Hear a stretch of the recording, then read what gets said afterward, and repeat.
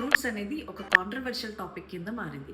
కొంతమంది డాక్టర్స్ తినమంటారు, కొంతమంది వద్దంటారు. మరి ఫ్రూట్స్ తినాలా వద్దా అనే విషయం గురించి ఈరోజు మాట్లాడుకుందాం. ఫ్రూట్స్ అనేవి మనకి చాలా చాలా ఇంపార్టెంట్.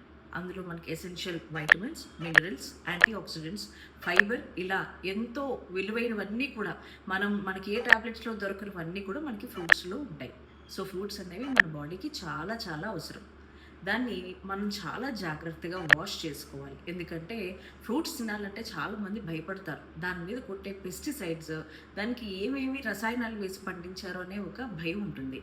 సో దాన్ని మనం తీసుకునేటప్పుడు కొద్దిపాటి వేడి నీళ్ళల్లో కొంచెం ఉప్పు పసుపు వేసి మీరు తినడానికి ఒక హాఫ్ అన్ అవర్ ముందు పెట్టేసి తీసుకుంటూ ఉండండి.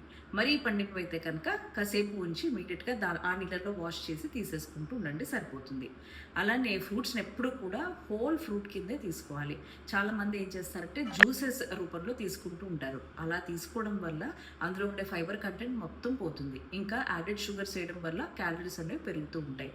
అన్నిటికంటే ఇంపార్టెంట్ పాయింట్ ఏంటంటే ఈ ఫ్రూట్స్ కూడా ఒక మోతాదులో మాత్రమే తీసుకోవాలి. ఎక్కువ క్వాంటిటీలో ఫ్రూట్స్ తీసుకోవడం వల్ల ఫ్యాటీ లివర్ అనేది డెవలప్ అవుతుంది. సో దాంట్లో ఉండే ఫ్రక్టోజ్ ఎక్కువ అయిపోతూ ఉండడం వల్ల ఈ ఫ్యాటీ లివర్ అనేది ఎక్కువగా చూస్తుంది.